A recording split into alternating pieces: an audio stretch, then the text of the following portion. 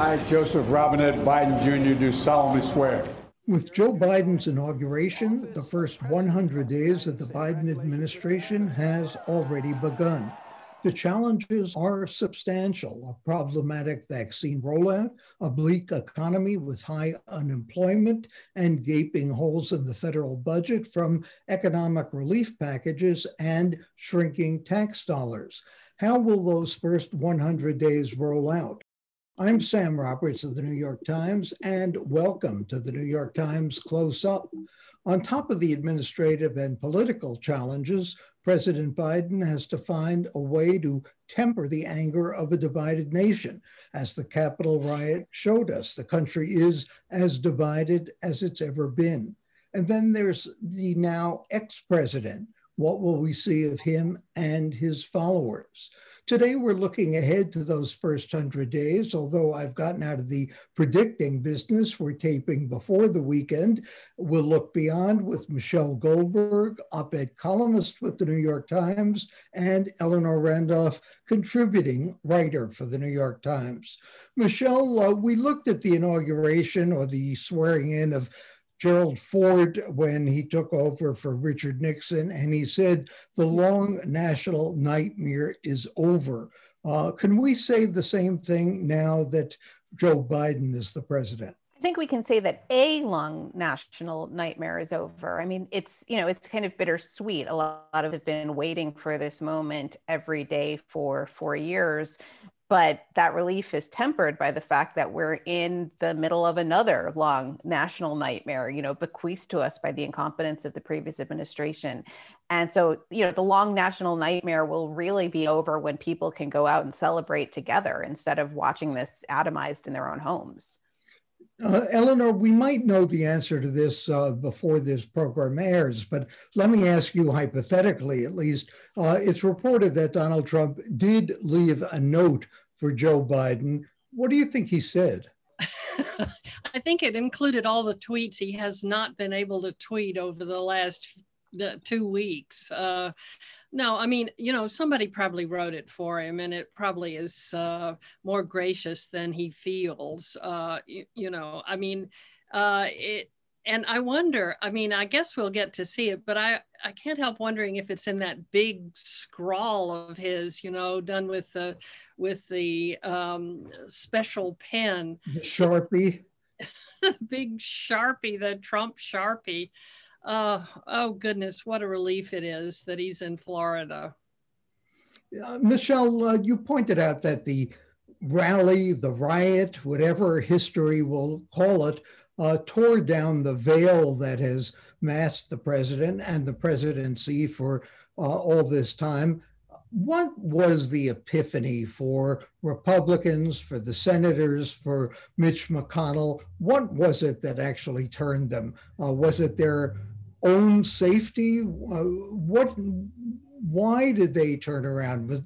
Was this profiles in courage, or was it self-preservation on their part?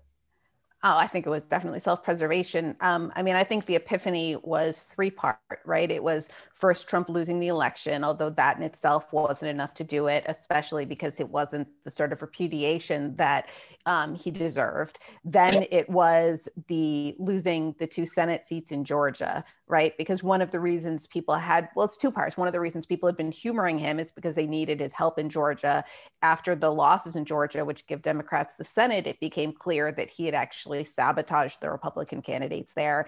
And then finally it culminates with this riot in the Capitol, which both put, the lives of members of Congress in danger. And also, I just think revealed what Trumpism has always been, because Trump has been, encouraging lawless violence since he stepped onto the public stage, and Republicans have pretended not to see it. They've pretended, that you should take it, that you shouldn't take it literally. Well, the people who stormed the Capitol took it very literally. And so it became, I think, it just became harder and harder for anyone to deny that Trump is exactly who his fiercest critics have always said he was.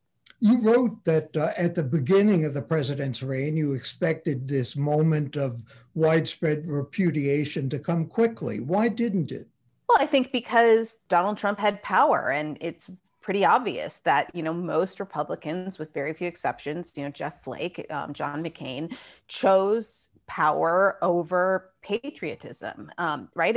I think that, Mitch McConnell and other members of Congress made a very knowing bargain that they're going to get their judges and they're going to get their tax cuts, and whatever kind of corruption, demagoguery, and incompetence they have to swallow to get there is going to be worth it. Eleanor, if the Senate proceeds with the trial and convicts the president, do you think that will have any impact on his supporters?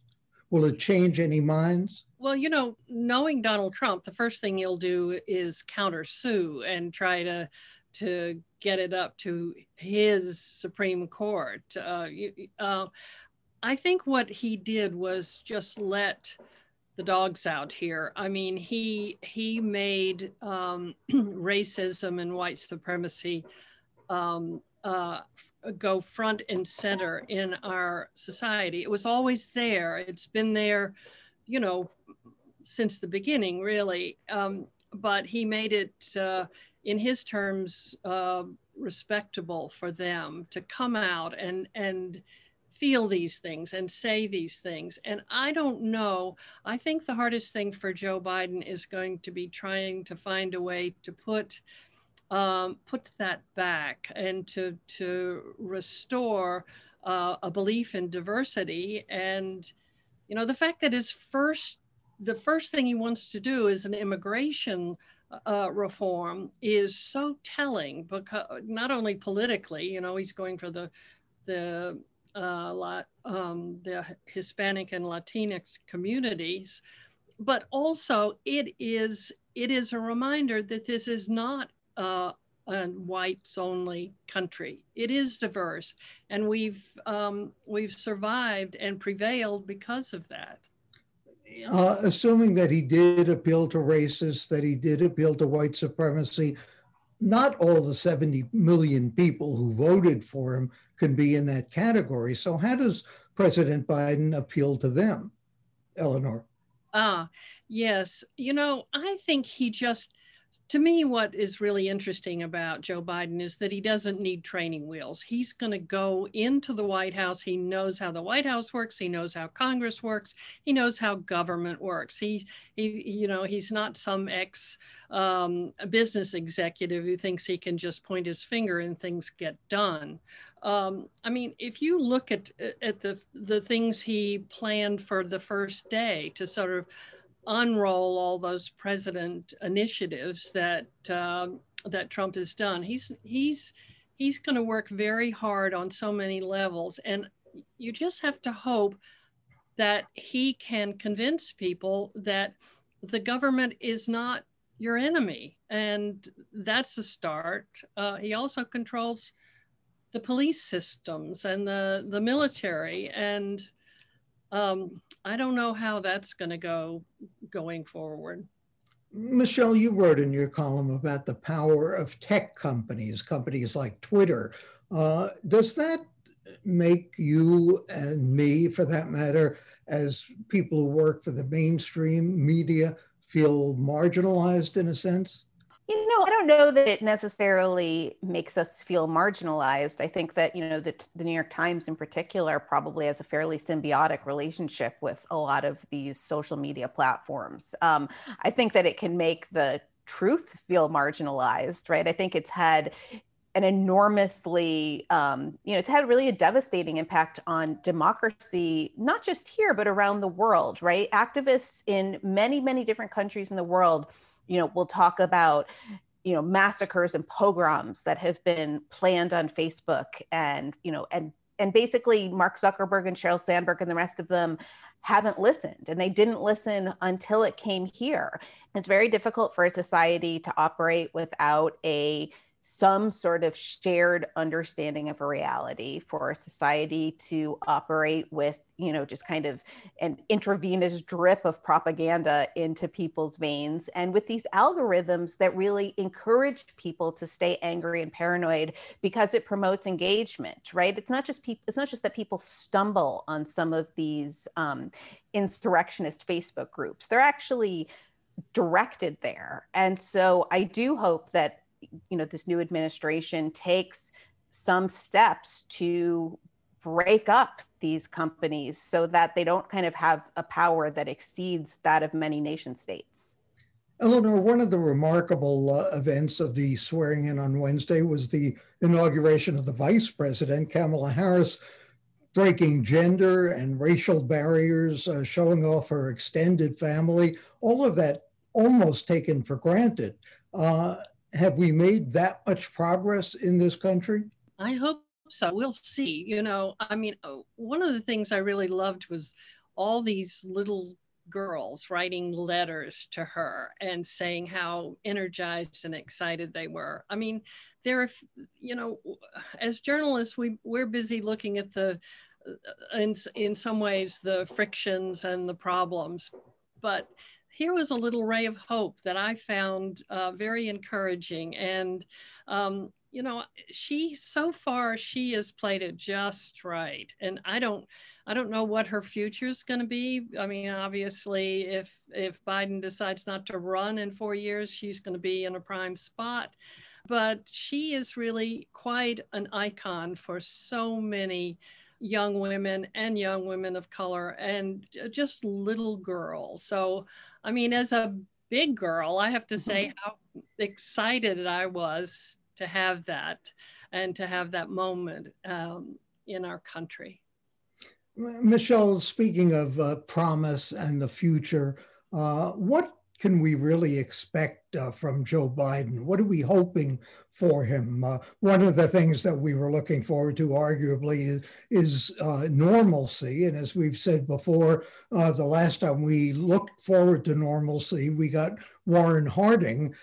So what are we looking for? What are we hoping for from Joe Biden? Well, I think two things. One, just a kind of basic level of operational competence when it comes to distributing the vaccine, which hopefully will make a very big difference in a lot of people's lives very soon.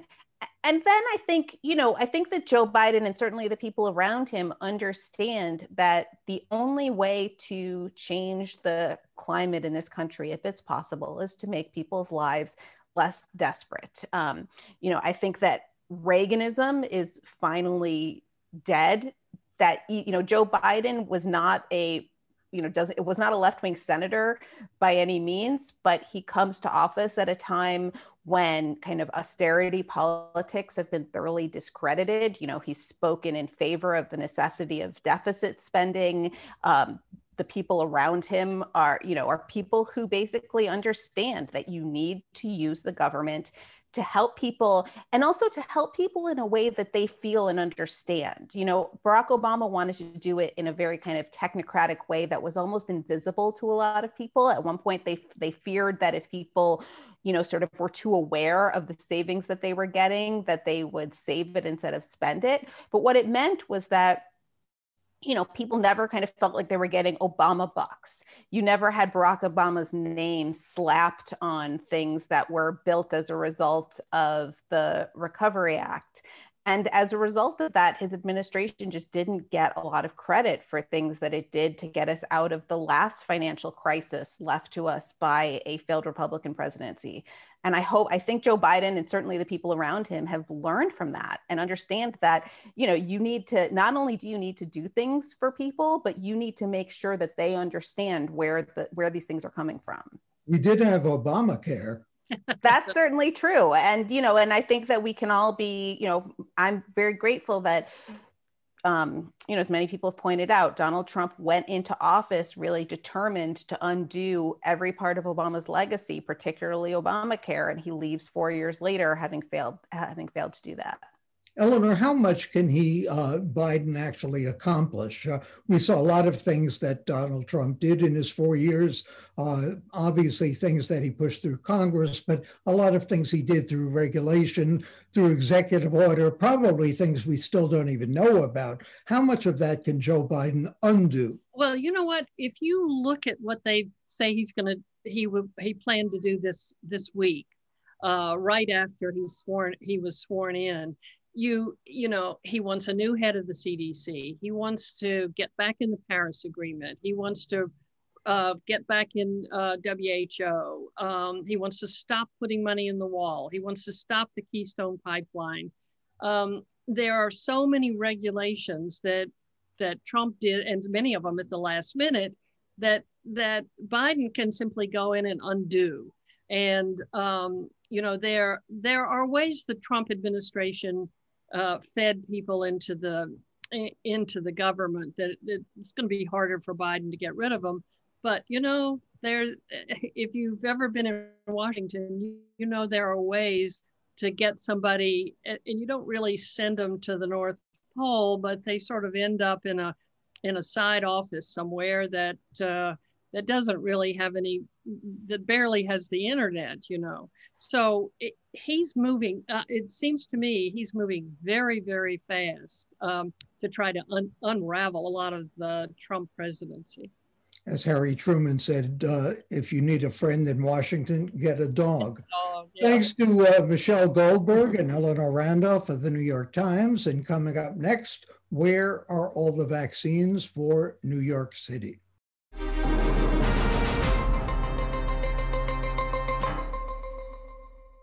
Welcome back. Here in New York, COVID rates and hospitalizations may be leveling off slightly after a holiday spike. In December, a wave of positive news greeted the rollout of the vaccines to combat COVID, but a few weeks into distribution, are people getting the shots they need?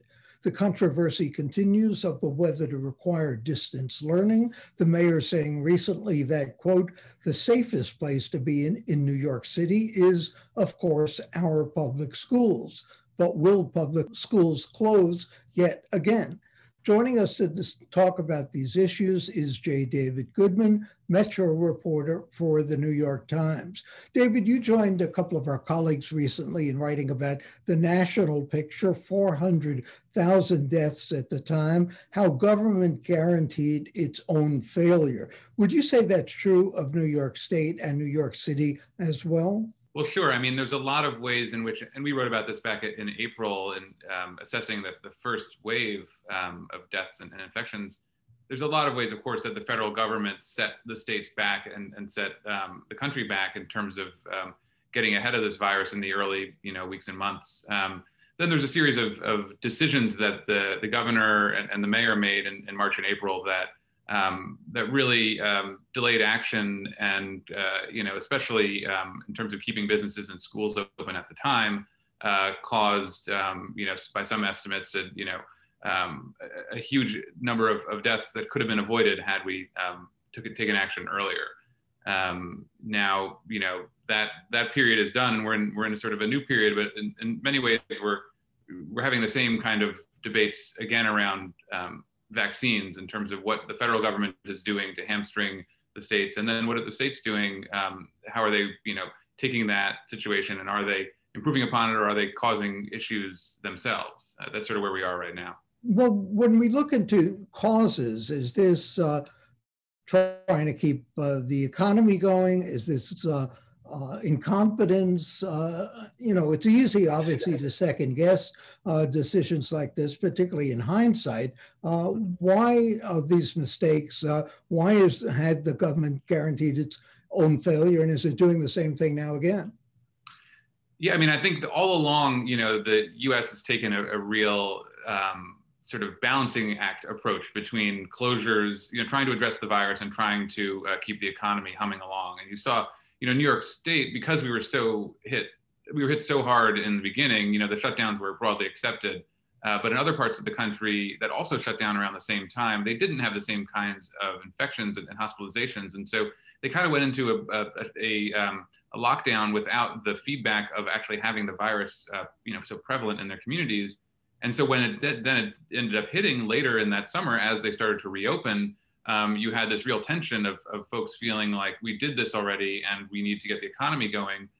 But the virus was actually there in more of a real way. I'm thinking of Texas and Florida in July and August of the summer, where they had real outbreaks and were really suffering, and the hospitals were filling up. And yet you had governors there very resistant to mask mandates, very resistant to any kind of limits on business, doing it reluctantly. I mean, you had bars open in places like Texas and Florida. well into their outbreaks, even after having seen what had happened in New York. So I think there's a lot of ways in which, the government was responsible, but also responding to the citizens. I think people were already in some places feeling fatigued by the summer, and we're only seeing that, exacerbated as we're into winter now.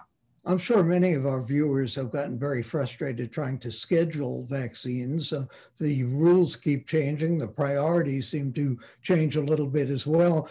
Does that picture seem to be getting any brighter at all? I don't think it's getting any brighter at the moment. So just to back up for a second, the issue that we had in New York is that initially, so every state had its own policy, and this you can sort of trace this back to the federal government as well, in the sense that the Trump administration put a lot of resources and effort into developing the vaccine, and it was an incredible win for the country to have it developed with record speed. But they didn't put any effort or planning or money into supporting the states in the actual vaccination programs, and sort of left it to each state to take delivery and then figure out how to get it to their citizens. And in fact, as every public health and vaccination expert will tell you, that's the really important part. You can have the vaccine on hand, but you need to get people to take it.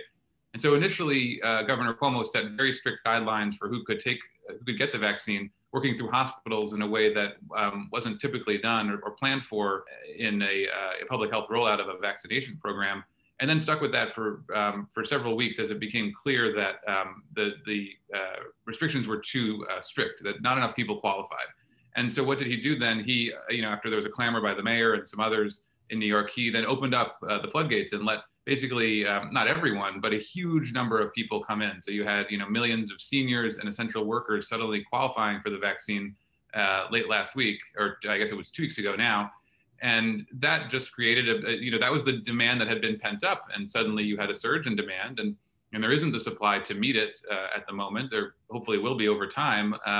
But what you had was basically a huge bottleneck, and people, jamming the applications or the appointment systems, and really meeting a lot of frustration and trying to get some time. And now what you see is, the cancellation of some appointments. The mayor said this week that the city may have to cancel appointments because they're not getting supply from the federal government. So, this is it's a mess upon a mess right now. You look at the mayoral race, and obviously at least one of the candidates is quarantined himself because one of his aides apparently has COVID. Do any of the candidates put forth a platform in which they say they're going to do a better job at either handling the disease itself or handling the economic repercussions of it? On the economy, I think that the candidates are looking for different plans and different ways of trying to address the needs of small businesses in New York and restaurants and various others.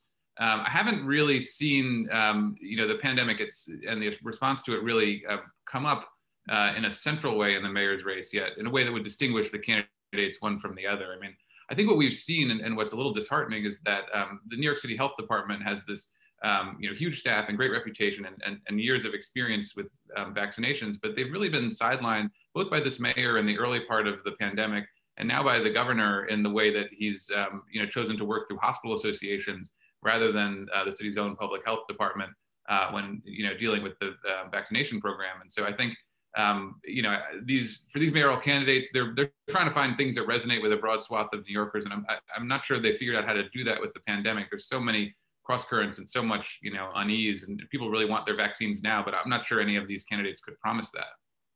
Why has the health department been sidelined?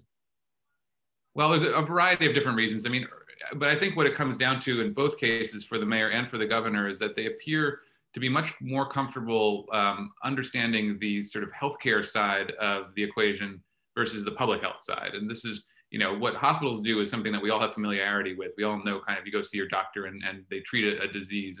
And looking at population level, spread of a infectious disease is not something that most of us have any experience with. And so, and the way you deal with that is very different. And so in both cases with the mayor and the governor, they've seemed to take comfort in the expertise that they've gotten from their hospital advisors. And so with the mayor, he sort of brought Mitch Katz, the head of the health and hospitals, the city's hospital system, into his sort of close circle and sort of followed a lot of that advice. And with the governor, he's really taken the top leadership of the major hospital systems in the state and sort of followed their advice with the vaccine plan to a large degree. And the big difference, obviously, is that in the city's case, these are public hospitals, and so the mayor does control them. In the governor's case, these are private institutions with their own interests and competitive interests with each other. And so it hasn't necessarily been, the preferred public health approach that experts might have followed. Thanks to J. David Goodman of the New York Times. And for the New York Times and CUNY TV, I'm Sam Roberts.